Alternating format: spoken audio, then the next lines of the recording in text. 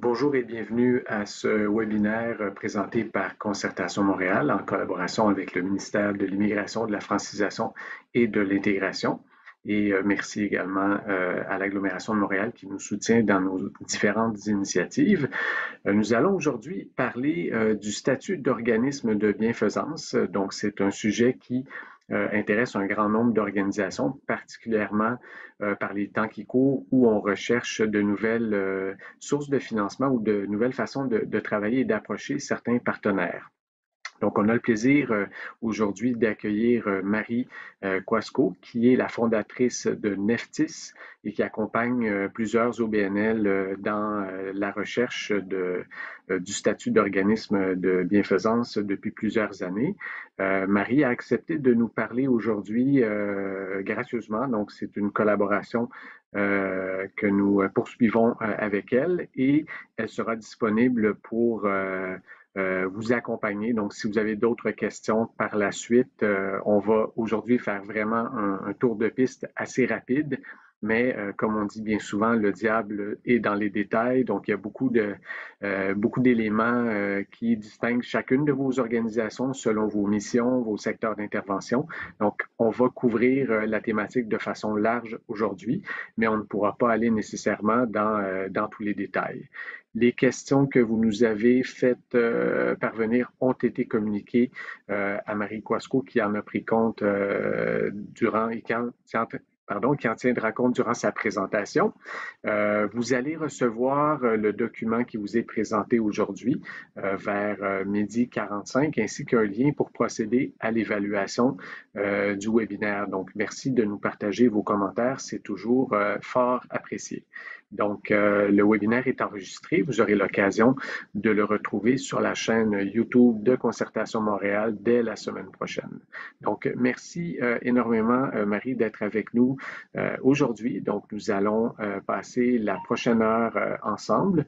Donc, s'il reste du temps à la fin, Marie pourra prendre quelques questions, mais d'ici là, on la laisse poursuivre avec sa présentation. Donc, je vous laisse la parole, Marie, et merci encore. Alors, bonjour et bienvenue. Je suis très heureuse d'être avec vous aujourd'hui. Je voulais tout d'abord remercier Concertation Montréal et je voulais aussi remercier Philippe Massé pour sa gentillesse et sa bienveillance. C'est une première pour moi. Je vais vous faire une confidence. Je n'ai pas l'habitude de cet exercice-là. Donc, j'ai accepté parce que c'était aussi concertation. Et pour une première, je trouve que c'est formidable d'être avec eux, d'être tous ensemble.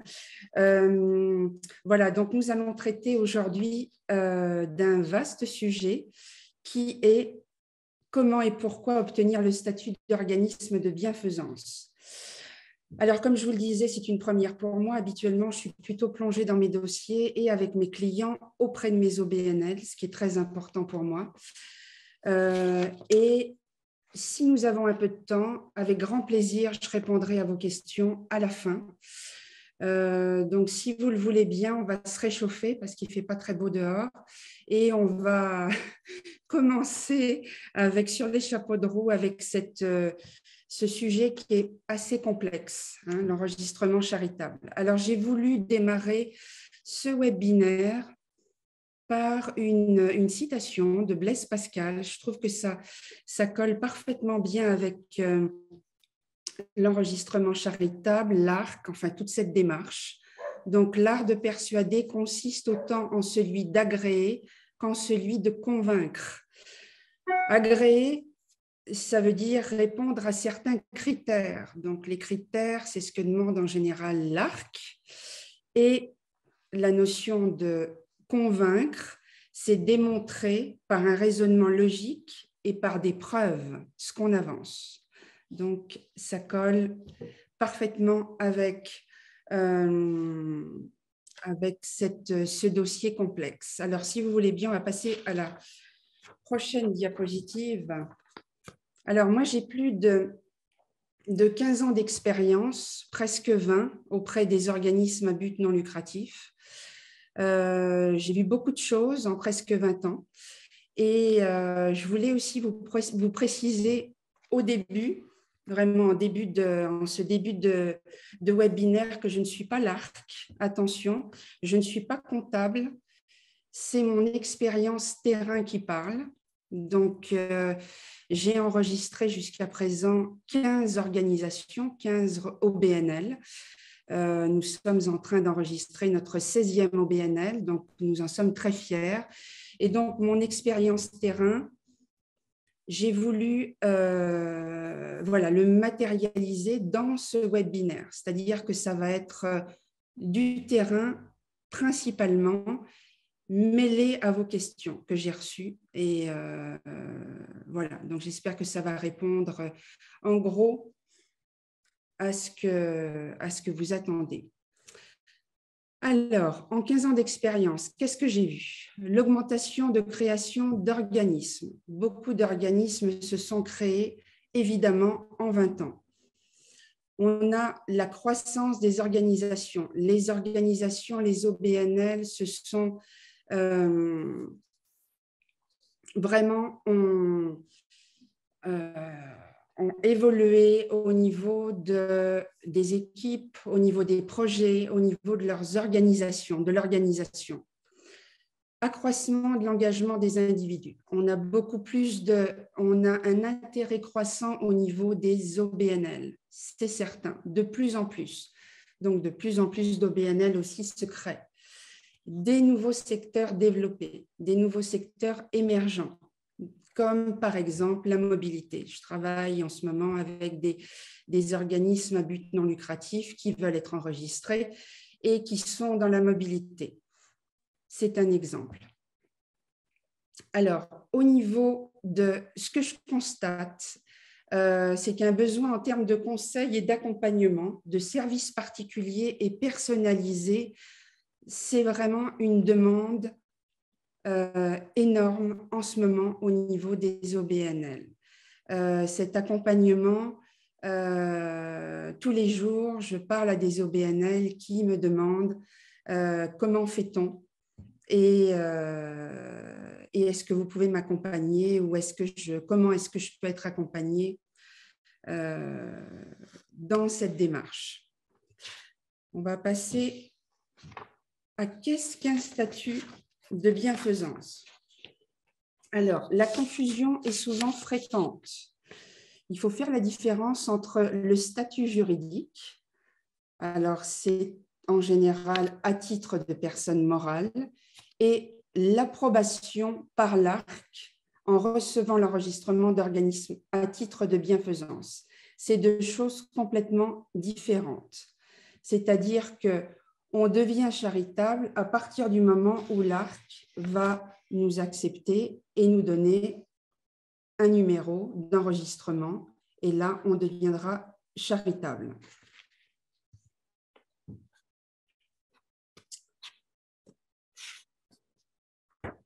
Alors, c'est un statut qui est délivré quand on l'obtient à vie, évidemment à condition de faire bien ses devoirs.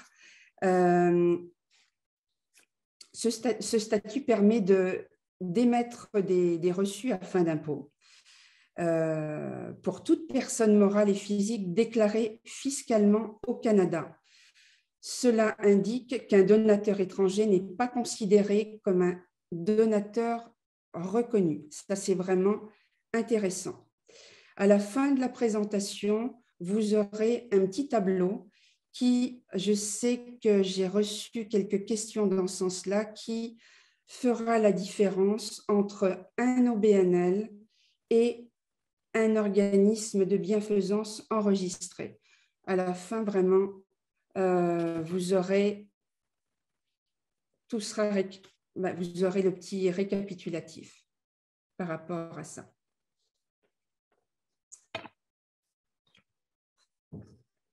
Alors, les éléments clés.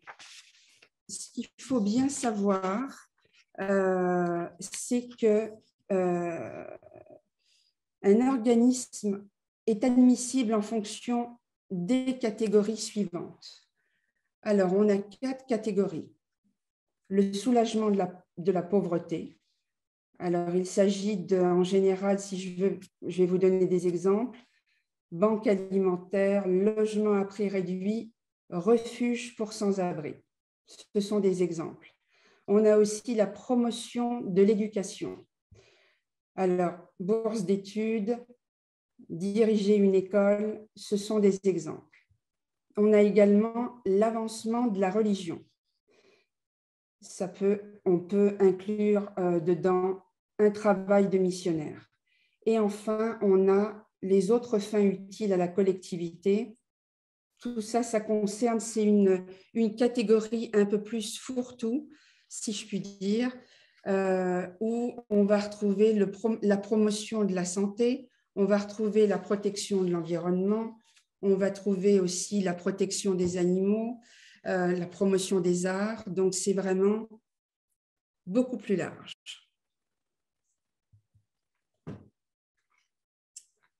Alors, les conseils à retenir. Ce qui est très, très important quand vous présentez une demande d'enregistrement charitable. Assurez-vous d'avoir, premièrement, une personne expérimentée autour de vous ou des personnes expérimentées. Alors, ça peut être le responsable de l'organisation, mais ça peut être aussi les personnes issues de la gouvernance, le président de votre conseil d'administration, président, trésorier, administrateur. Voilà, c'est important d'avoir quelqu'un autour de soi, d'expérimenter, parce que l'aventure va être compliquée. Ayez conscience aussi, en numéro 2, des ressources à consacrer sur ce dossier.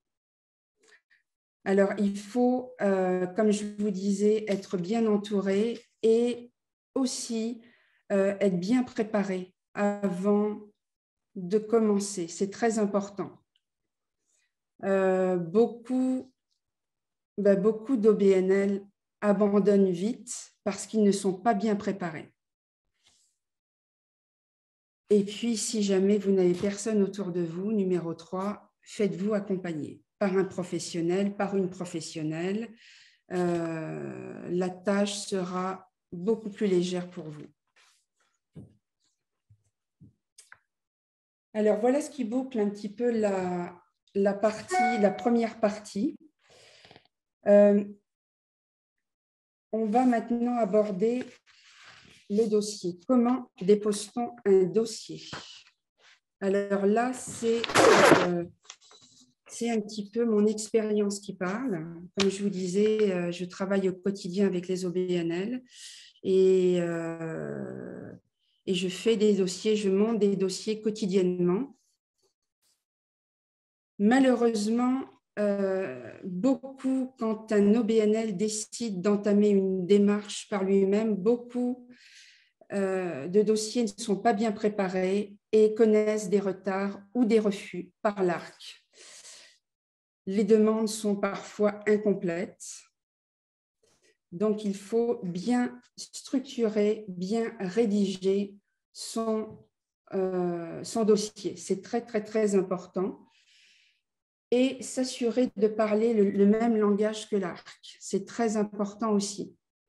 C'est-à-dire qu'il faut aller vraiment dans les détails. Si vous n'allez pas dans les détails, si vous ne tenez pas compte de ce que veut l'ARC, ça ne marchera pas. Je vous le dis d'avance. Et je parle à titre, évidemment, d'expérience. Excusez-moi.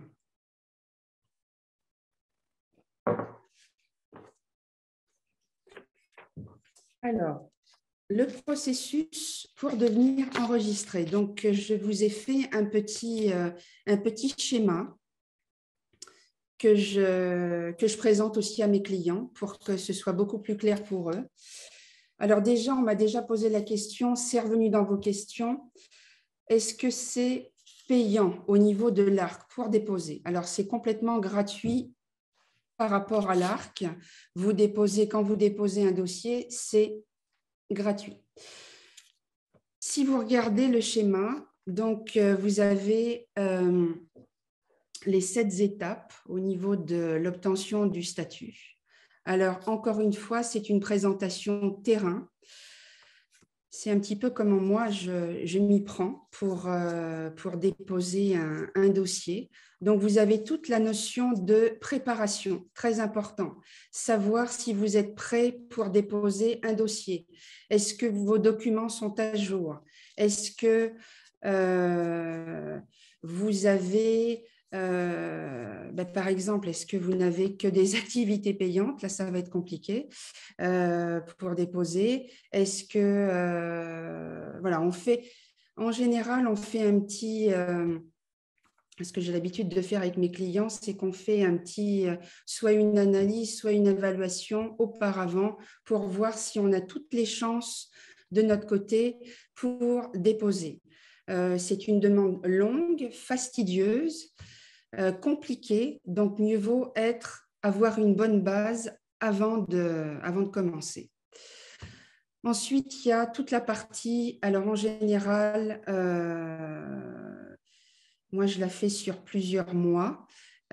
C'est plus ou moins long suivant la complexité des dossiers. C'est en général sur 3 mois, de 2 à 3 mois. Donc là, il y a toute la partie préparation du dossier. Donc ça veut dire que répondre aux questions, évidemment, et au niveau des activités, répondre correctement. Comme je le disais à travers ma citation, prouver ce qu'on amène, évidemment, parce que l'ARC va vouloir savoir si vous avez ce potentiel charitable. Donc, il va falloir prouver tout ça. Il va falloir aussi démontrer que vous rejoignez certaines fins. Donc, on a parlé des 4 catégories. Il y a tout ça qui rentre en ligne de compte. Et puis aussi, documenter votre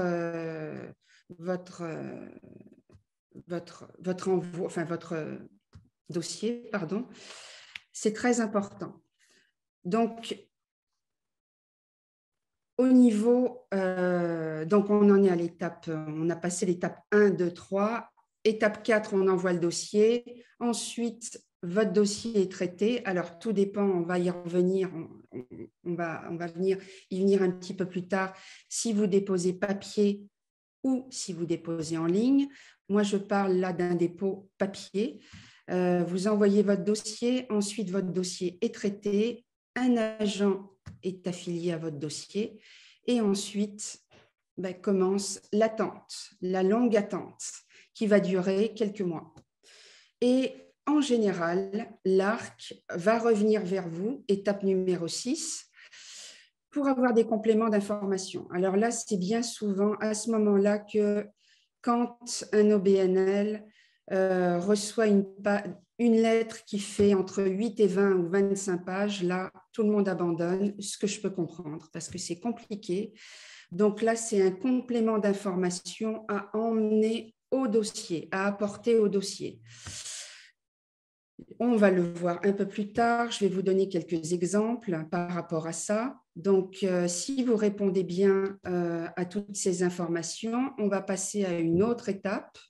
En général, ce sont le changement des fins dans vos lettres patentes, les objets.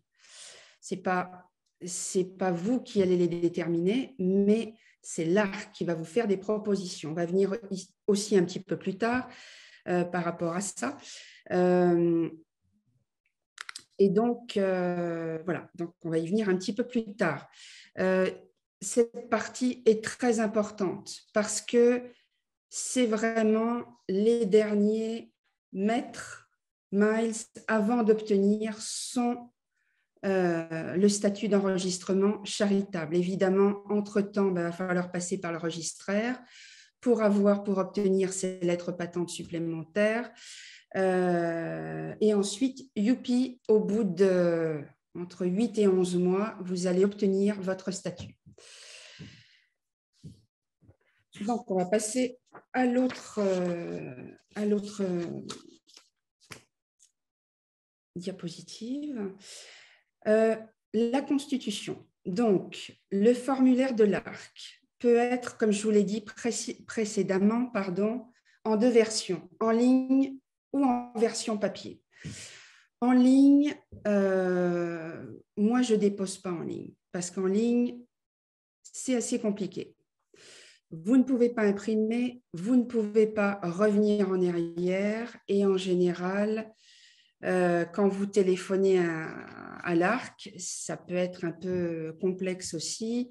Un agent peut vous dire quelque chose, une version un jour et une autre version le lendemain. Donc, beaucoup de mes clients reviennent vers moi après avoir tenté l'aventure en ligne et me disent « Marie, sauvez-moi ». Je ne suis pas une sauveuse du tout, mais essayez de m'accompagner parce qu'on a absolument besoin d'un enregistrement charitable. Et on veut déposer absolument, mais aidez-nous dans la version papier. Donc, la version papier, c'est un formulaire de 33 pages. 33 pages. Donc,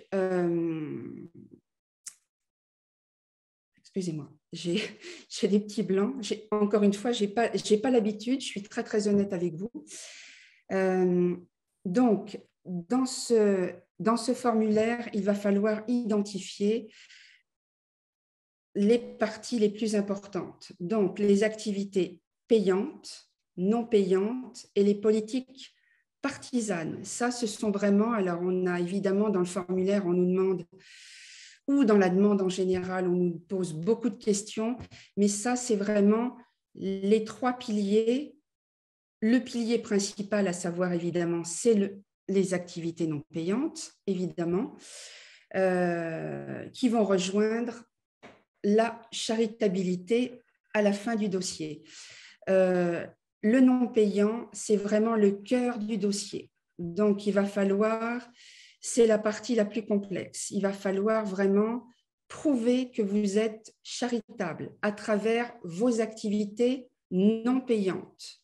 Donc, ça veut dire déterminer les fins, déterminer les activités menées, déterminer les activités. Et tout ça forme un tout avec beaucoup de détails. Et tout ça va faire que vous allez dupliquer évidemment ce canevas suivant les activités non payantes que vous avez, le nombre d'activités payantes que vous avez.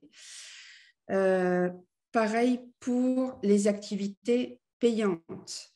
Il va falloir les décrire. L'ARC veut vraiment s'assurer que vous êtes et que vous allez devenir.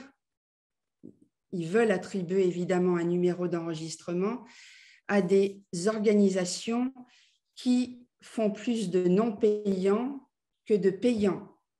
On ne fait pas de business avec l'ARC. C'est vraiment, on est vraiment dans le non payant.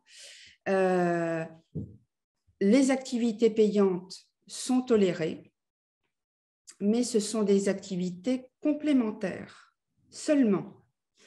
Alors, si vous permettez, désolé, j'ai des notes, je suis bien claire avec vous. Donc, seules les activités complémentaires sont autorisées. Quelles sont-elles? Donc, une activité commerciale opérée au moins à 90% par des bénévoles ou une activité commerciale réalisée pour appuyer la mission bienfaisante de l'organisme et qui représente une activité mineure par rapport aux activités non payantes. Donc, on se focus toujours sur les activités non payantes, très important. Je vais vous donner quelques exemples d'activités tolérées, autorisées par l'ARC. Vous pouvez solliciter des dons, c'est autorisé. Vous pouvez vendre des biens reçus en don, c'est autorisé également. Exiger des frais pour des programmes ou des services. Organiser des activités de financement pour autant qu'elles ne deviennent pas la principale activité de l'organisme. Encore une fois, ce n'est pas du business. On se focus toujours sur le non payant. Donc, voici pour les quelques exemples. Et enfin, les politiques partisanes. Donc, on est vraiment dans le non partisan, c'est-à-dire que vous pouvez vous pouvez avoir des politiques partisanes, mais à condition qu'elles ne soutiennent pas un parti politique ou un candidat en particulier.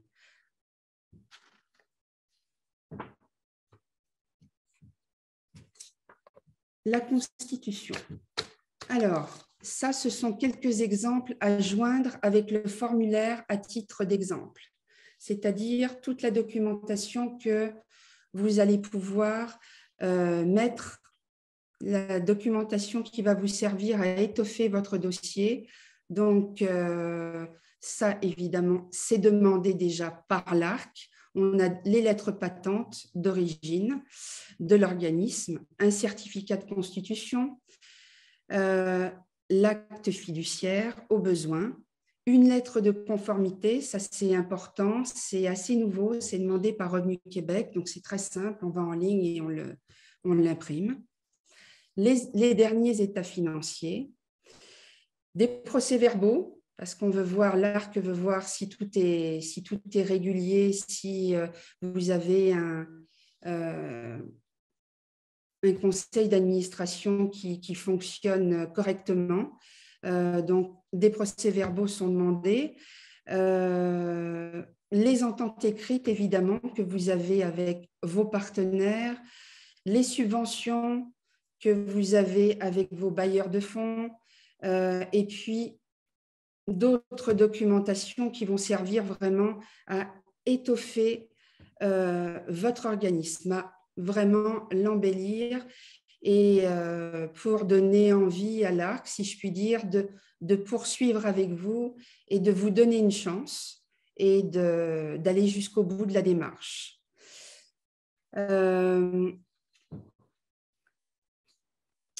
Donc, après tout ceci, on envoie le dossier et une agente vous sera attribuée.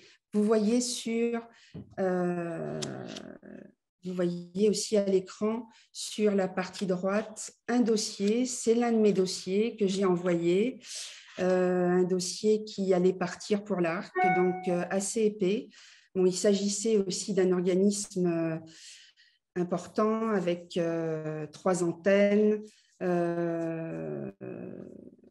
La démarche a pris plusieurs mois, plus de 3 mois pour constituer le dossier. Et voilà en fait de quoi a l'air un dossier avant de partir à l'ARC. Voilà, donc vous voyez même la boîte derrière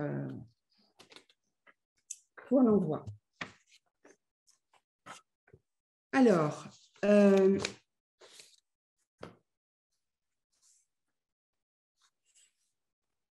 l'ARC va probablement, une fois que l'ARC, évidemment, aura reçu votre dossier, un agent ou une agente vont étudier votre dossier et quelques mois après, 4-5 mois après, l'agente va revenir ou l'agent va revenir vers vous pour des compléments d'information.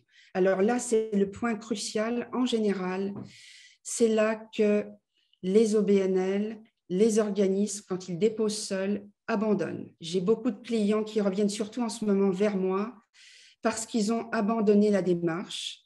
Je suis en train de travailler avec un OBNL en ce moment qui a abandonné la démarche en 2019 parce que c'était trop compliqué. L'ARC peut vous téléphoner, votre agence peut vous téléphoner pour vous demander des compléments d'information. En général, c'est très léger, donc elle prend son téléphone et elle vous téléphone. Quand c'est plus complexe, on vous envoie une lettre. Donc la lettre, comme je vous disais précédemment, peut faire entre 5, 20, 25 pages. En général, en moyenne, elle fait entre 10 et 15 pages. 10 pages en général. Donc là, je vous ai mis des exemples sur ce qui est demandé, les précisions qui peuvent être demandées. Alors, ça peut être détailler la nature de la relation avec les partenaires. Donc, ce qui a été peut-être mal, ce qui n'ont peut-être pas, l'agente n'a peut-être pas tout à fait compris dans votre dossier, donc elle va vous demander la nature de la relation avec les partenaires. Ça peut être aussi prouver votre bail, le bail est signé, votre bail signé, pardon, corresponde à sa juste valeur marchande. C'est-à-dire que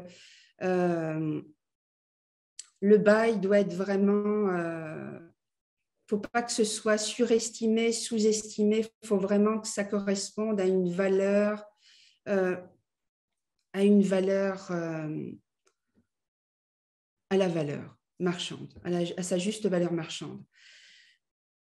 Démontrer la charitabilité des activités. Alors là, c'est certainement rentrer plus en profondeur au niveau des activités. Amener des preuves, amener des documents, amener des statistiques, que sais-je. Mais vraiment, aller plus en profondeur, certainement que l'agent ou l'agente va vouloir déterminer que l'activité est bien charitable. Donc, elle veut s'assurer et elle demande plus d'informations. Ça peut être aussi précisé là où les catégories des fins pour une activité donnée. Donc, ça veut dire vers où cette activité se range. Est-ce que c'est vers l'éducation? Est-ce que c'est vers la religion? Est-ce que c'est vers la pauvreté? Etc. etc. Donc, ça, c'est un petit peu le type de questions qui peut revenir. Il y en a d'autres, évidemment. L'arc, un langage assez complexe, donc c'est vrai que ça peut faire peur quand on reçoit ce genre de lettres. C'est pas évident, je suis complètement d'accord avec vous, ça demande quand même de l'expérience, ou au moins s'y pencher et y réfléchir, et vous n'avez que 60 jours pour y réfléchir. Voilà, c'est vraiment la date limite donnée par l'ARC. Donc, ça veut dire qu'au bout de 60 jours, il faut avoir envoyé vos réponses, alors que ce soit en ligne ou si vous faites la demande papier, c'est par fax. Désolée, c'est un petit peu archaïque, mais c'est comme ça que l'ARC fonctionne. Voilà, tout simplement. Alors, au niveau nouvelle fin et lettres patentes supplémentaires.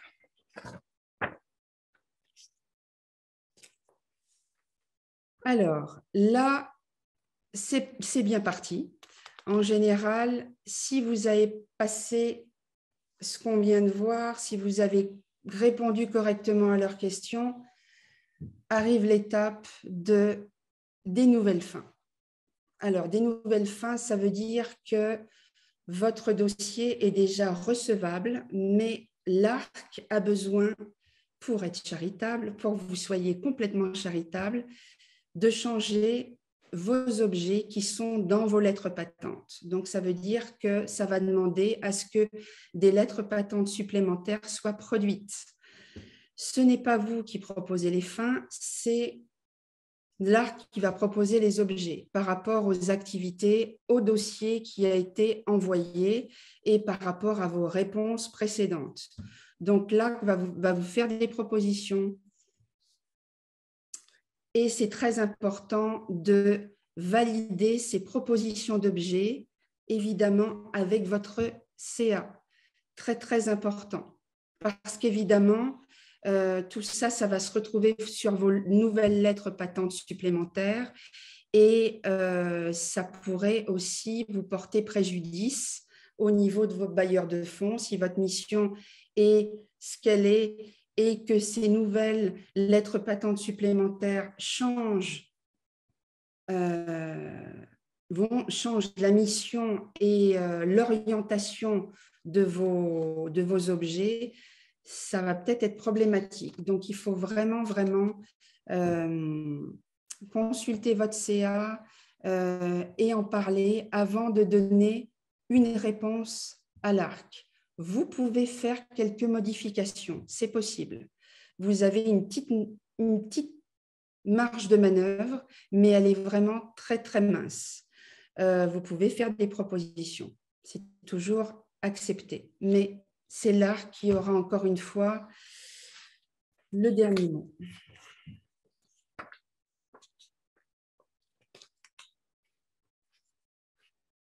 Et maintenant, alors,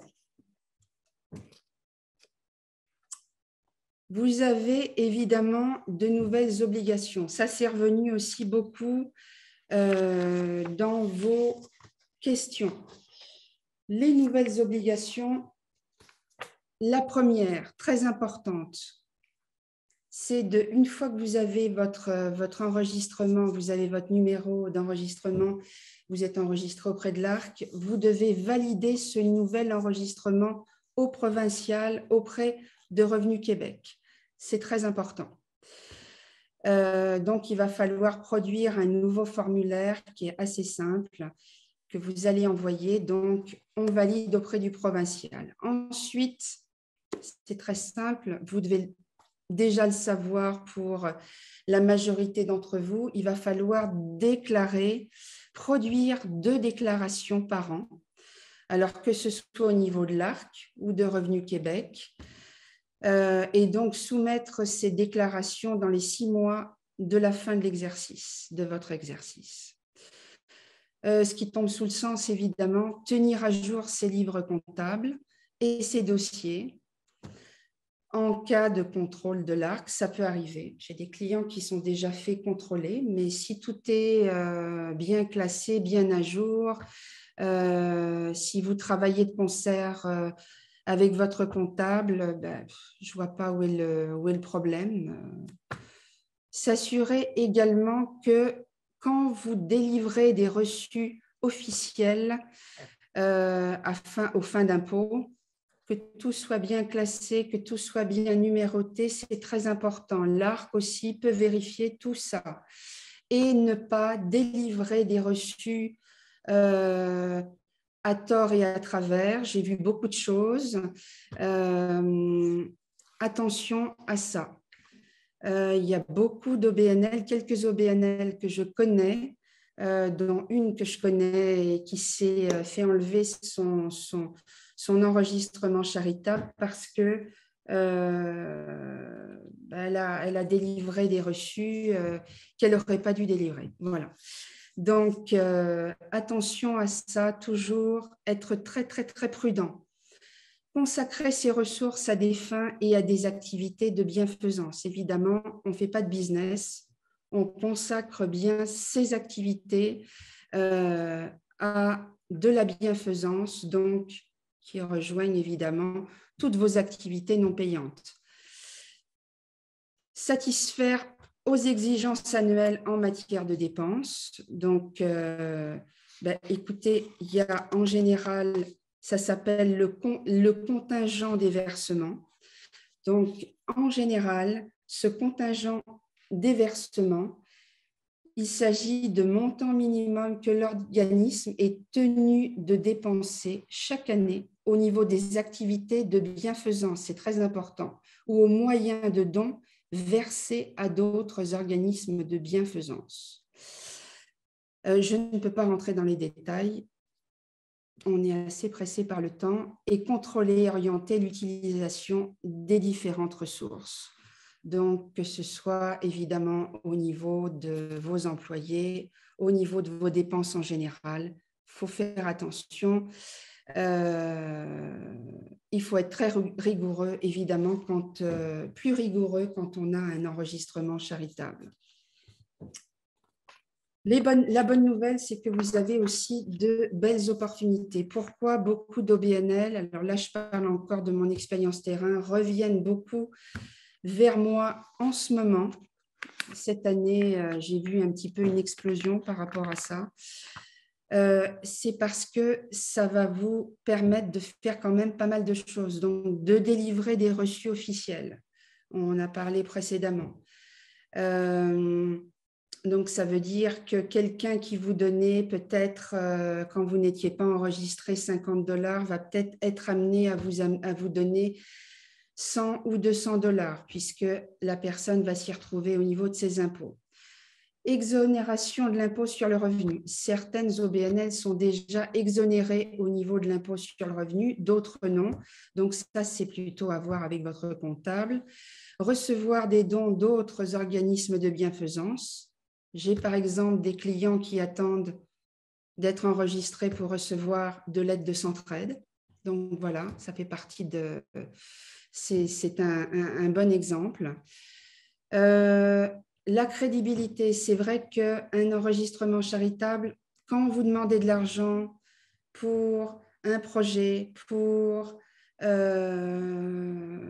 votre organisme en général, le fait que vous soyez enregistré auprès de l'ARC, c'est vrai que ça augmente votre sympathie, si je puis dire, la crédibilité, votre communauté, les partenaires, les futurs donateurs savent que vous êtes encadré auprès de l'ARC. Et ces personnes vont être amenées à vous donner plus facilement. Voilà. Donc, accès à du financement parallèle auprès des fondations, auprès des subventions aussi, que ce soit municipales, provinciales, fédérales. On ne demande pas toujours l'enregistrement charitable, mais parfois on peut le demander. Donc, j'ai certains clients qui se retrouvent coincés parce qu'ils n'ont pas d'enregistrement charitable, qu'ils l'attendent parce qu'ils veulent appliquer pour certaines subventions. Exonération des taxes, TPS, TVH, ça je vous encourage à le voir à voir tout ça avec votre comptable.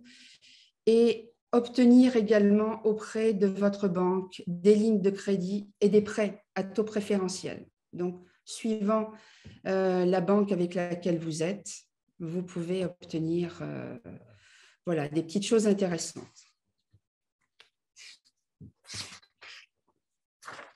En résumé,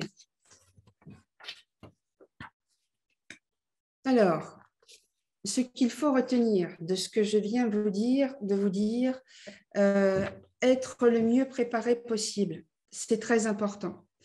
Renseignez-vous avant de déposer une demande. C'est long, c'est fastidieux, ça pousse pas à la dépression, mais presque parfois, parce que c'est parfois un enjeu. Il y a certains OBNL, pour eux, c'est crucial d'avoir cet enregistrement charitable. Mais ce n'est pas fait pour tout le monde, attention. Je ne suis pas là en train de prêcher absolument l'enregistrement charitable. Ça dépend de votre organisation, ça dépend aussi des décisions prises en interne et encore, évidemment, de concert avec votre CA. Voilà, donc être bien préparé. Impliquez votre CA, c'est incontournable. Impliquez aussi votre comptable. C'est important de discuter sur tous les aspects financiers avec votre comptable. Très, très important. Impliquez votre CA, j'ouvre la parenthèse. J'ai eu un OBNL un jour, il y a assez longtemps. Nous l'avons il a été enregistré par la suite. Je travaillais avec le directeur général donc sur cet enregistrement charitable. Et à la fin du parcours, à la fin du dossier, nous avons dû changer les objets, les fins, pour des lettres patentes supplémentaires. Et là, à ce moment-là, le CA n'avait pas compris de quoi il s'agissait. Pourtant, j'avais tout expliqué. Le directeur général avait vraiment vulgarisé l'information également et ils n'ont pas compris. Donc, on s'est retrouvé un petit peu confronté à des gens qui ne comprenaient pas pourquoi il fallait changer ces objets. Donc, c'est très important que dès le début, je le répète encore, que votre CA soit informé et qu'il comprenne la démarche. Soignez particulièrement l'ensemble de ces activités. Donc, quand vous déposez un dossier, soignez vos activités non payantes, évidemment, le cœur du dossier, payantes et vos activités apolitiques. Soyez très, très, très détaillés. Ne pas interpréter, alors là, c'est ce que je vois le plus souvent, ne pas interpréter à tort votre potentiel charitable. C'est-à-dire que parfois, et à raison, je le comprends parfaitement, on me dit, mais ça tombe sous l'évidence, mon OBNL est charitable, tout ce qu'on fait, c'est charitable. Ben, c'est peut-être pas forcément l'avis de l'ARC. Donc, voilà, c'est attention, il faut vraiment, vraiment, vraiment être être très, très averti et très modeste à ce niveau-là, avant de commencer un enregistrement charitable. Et la clé de tout, c'est être persévérant. C'est très, très, très important. Et comme je vous le disais précédemment, je vous ai fait un petit, ça m'a été demandé à plusieurs reprises. Vous retrouvez le tableau, donc la différence entre un OBNL et un organisme de bienfaisance enregistré. Voilà, donc là, vous allez pouvoir, c'est une très, très bonne référence. Vous allez déjà pouvoir vous faire une tête par rapport à la différence entre les deux. Voilà, désolée pour mon petit, parfois mon petit bégaiement, mon petit, encore une fois, je suis très transparente.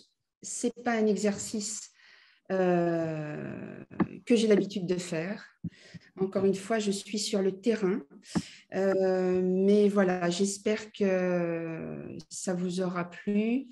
J'espère que, bah, écoutez, n'hésitez pas à me contacter. Vous avez mon courriel. Vous avez aussi mon site web. Donc, n'hésitez pas à revenir vers moi si vous avez des questions. Je ne sais pas où on en est, Philippe. Oui, on a eu quelques questions à travers le chat, donc on va essayer d'y répondre de façon assez concise. Et Marie, vous l'avez rappelé à plusieurs reprises, mais c'est vraiment important que les membres du conseil d'administration comprennent bien la démarche et également, on peut dire que les administrateurs et administratrices d'une organisation qui dispose d'un statut d'organisme de bienfaisance ont des responsabilités additionnelles parce qu'il faut bien reconnaître que lorsque l'ARC donne le statut d'organisme de bienfaisance, ben, le gouvernement canadien et les contribuables canadiens subventionnent une partie des activités de l'organisation. Donc, il y a, il y a de l'argent qui est remboursé aux donateurs, puis il y a une perte de revenus également au niveau des remboursements TPS, TVQ. Donc, il y a un enjeu important de ce côté-là. Donc, justement, Absolument.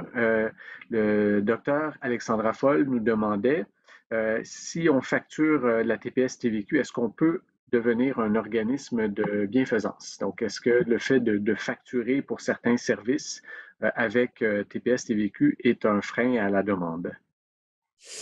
Écoutez, ça, je répondrai pour ce genre de questions, je répondrai ultérieurement. Je demanderai à ce que cette personne me contacte directement. Je préfère parce que ça Parfait. pourrait être plus long. Donc, la personne, merci pour cette question, mais elle a mes coordonnées. Elle va pouvoir me contacter avec grand plaisir. Parfait. Ce que je comprends, j'imagine, en soi, ce n'est pas un obstacle, mais tout dépend de la grandeur de la facturation, là. Absolument. Oui. Exactement, tout à fait. Parfait. Euh, un OBNL qui a des activités à l'étranger qui se prépare donc à demander un statut de bienfaisance. Bon, là, on demande s'il y a des conseils, mais de façon générale, le fait d'avoir une programmation à l'étranger n'est pas un frein. Je sais que la Non, plupart des grandes organisations, Amnesty International, Oxfam, Québec et tous les autres ont le statut.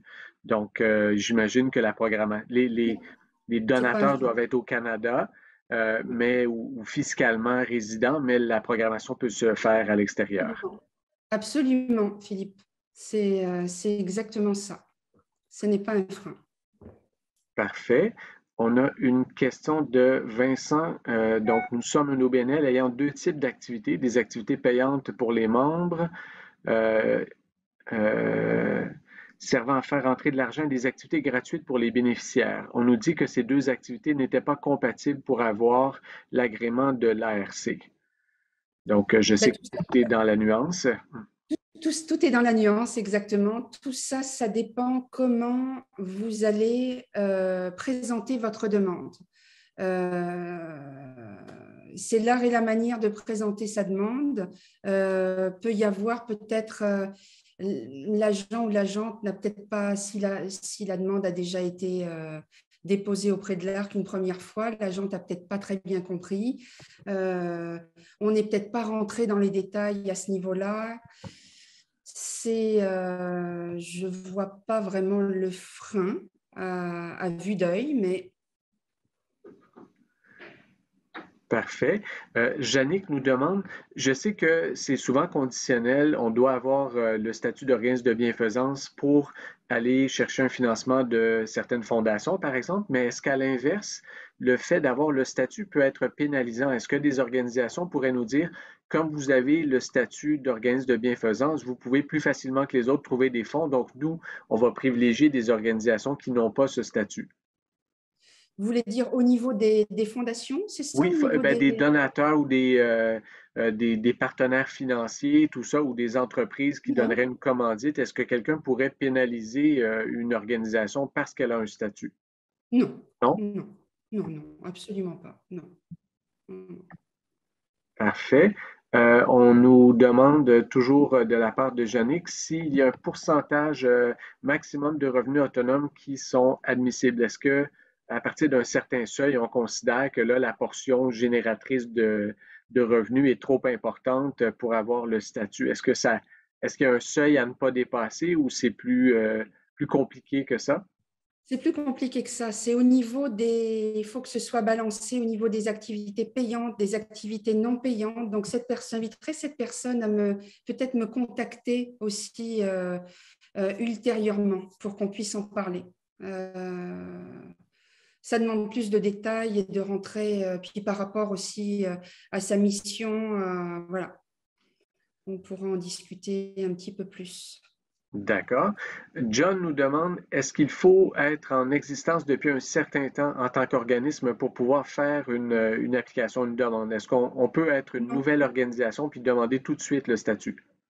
Oui, j'ai beaucoup, d'ailleurs cette année, c'est une excellente question, j'ai beaucoup de nouveaux OBNL. Donc, dès qu'on a son statut, dès qu'on est enregistré auprès du registraire, on a son statut juridique, on peut commencer, on peut déposer. On va, on est beaucoup aussi dans les projections au niveau des activités. Donc, à partir du moment où vous savez exactement où vous allez vous orienter au niveau de vos activités, quelles vont être vos activités payantes, non payantes, euh, on peut déposer tout de suite sans problème. D'accord. Euh, Question sans doute qui intéresse plusieurs personnes en ligne. Combien peut coûter l'accompagnement d'un processus comme celui-ci? J'imagine que c'est une fourchette, étant donné qu'il y a des cas qui sont plus faciles. Il y a des organisations où l'information est déjà structurée, là où on peut facilement accéder aux données, puis dans d'autres, il faut les recréer, il faut documenter à partir de peu de choses. Donc, une fourchette peut-être en nombre d'heures d'accompagnement et peut-être en coût. Ben ça, je demanderai aux personnes de me contacter également, parce que, comme vous l'avez dit très justement, ça dépend du profil des organisations, ça dépend aussi du budget. Il y a des organisations qui sont plus fortunées, si je puis dire, que d'autres. Donc, je propose aussi plusieurs accompagnements que j'ai vraiment euh, pensé pour mes organisations, pour mes OBNL. Alors, ça peut être un accompagnement partiel qui est très efficace, un accompagnement complet. Là, ça veut dire que je vais agir au nom de l'organisme et on va être en contact pendant plusieurs mois, de 8 à 11 mois ensemble. Euh, L'accompagnement au niveau des coûts, ben, ça dépend aussi de la complexité de l'organisation. Il y a des organisations qui sont très complexes. Quand c'est de la concertation, ben, c'est beaucoup plus compliqué que quand, par exemple, c'est un organisme. Bon, je ne veux pas dire, je vais prendre un exemple d'un Carrefour Jeunesse Emploi. Entre parenthèses, oui, les Carrefour Jeunesse Emploi, on en a quand même beaucoup déjà qui sont enregistrés au niveau de l'ARC. Je ne veux pas dire qu'un Carrefour Jeunesse Emploi, c'est simple, mais c'est quand même beaucoup plus fluide au niveau du dossier que quelqu'un qui est dans la mobilité ou qui est dans encore la concertation. Voilà. Donc, ça dépend. vraiment. Quand il y a des Mais précédents d'organisations qui ont une mission similaire à la nôtre, j'imagine que c'est un indice des chances de succès si le processus est bien mené. absolument, absolument, absolument. Oui, oui, tout à fait. Euh, Et Katharina nous demande, puis là, on sait que dans les critères, ça n'apparaîtrait pas, mais dans l'expérience que vous avez, est-ce que le fait d'être une organisation qui existe depuis plus longtemps, est-ce que c'est un avantage pour formuler une demande par rapport à une organisation toute jeune qui initierait la même demande? non, non. On va vraiment, l'agent et l'agente va vraiment se focaliser sur votre dossier. Que vous soyez jeune ou avec 20 ou 30 ans d'existence, ce qu'ils veulent, eux, ce que veut l'ARC, c'est que vous démontriez votre charitabilité à travers vos activités, et en l'occurrence à travers vos activités non payantes. C'est tout. Le reste, c'est important. Je ne dis pas que dans le dossier, il y a plusieurs questions qui vont vous être posées. Évidemment, tout est important, mais c'est vraiment le cœur du dossier, les activités. Alors, si vous êtes jeune, et encore une fois, et que vous allez dans les projections, et que ces projections, évidemment, lorsque vous allez être enregistré, vont se modifier, peut-être qu'il y a des activités, parce que cette demande est très, très longue, donc il y a peut-être des choses qui vont changer. L'important, c'est que vous restiez dans la charitabilité. Si certaines activités changent et que vous restez dans le cadre de l'ARC, il n'y a pas de problème. C'est vraiment, encore une fois, c'est vraiment ces activités non payantes qu'il faut vraiment avoir en vue. D'accord. Je le soulignais tout à l'heure dans le chat aussi, évidemment, si les organisations doivent revoir leurs lettres patentes ou leurs règlements généraux, il faut que ça passe en assemblée générale. Donc, bien le prévoir, j'imagine, dans le calendrier pour être sûr qu'on puisse solliciter les membres au bon moment, puis les informer de la démarche, parce que ce serait dommage de faire tout ce travail-là et que les membres, après, n'acceptent pas un changement à la mission, par exemple. Voilà. Ouais. Moi, je ne recommande pas un petit truc que je peux vous donner. Je ne recommande pas de changer les lettres patentes, les objets des lettres patentes en début de dossier. Je ne recommande pas du tout, puisque de toute façon, l'ARC, à 99% des cas, va vous demander de changer les fins. Donc, on part comme ça avec ces lettres patentes, à moins que ce soit vraiment désastreux et que ça va nuire, et que ça nuise vraiment au dossier. Là, ben, évidemment, faut en discuter, mais en général, je pars comme ça avec les fins dans mes lettres patentes. Et en fin de dossier, ben, l'ARC, suivant le dossier qui a été monté, s'il est recevable, j'attends les propositions de l'ARC et on statue. D'accord. Un petit message pour les conseils d'administration en terminant. On vous encourage fortement à utiliser une matrice de compétences pour identifier les prochains membres de vos conseils d'administration. Donc, si vous envisagez de demander un statut d'organisme de bienfaisance ou si vous l'avez et vous souhaitez avoir des gens qui en ont l'habitude et qui connaissent la réglementation, les principes en vigueur, ben, c'est bien de demander aux candidats, candidates qui pourraient rejoindre votre conseil d'administration s'ils ont une expérience au sein d'une organisation qui a ou qui détient le statut. Donc, c'est toujours un élément intéressant à valider.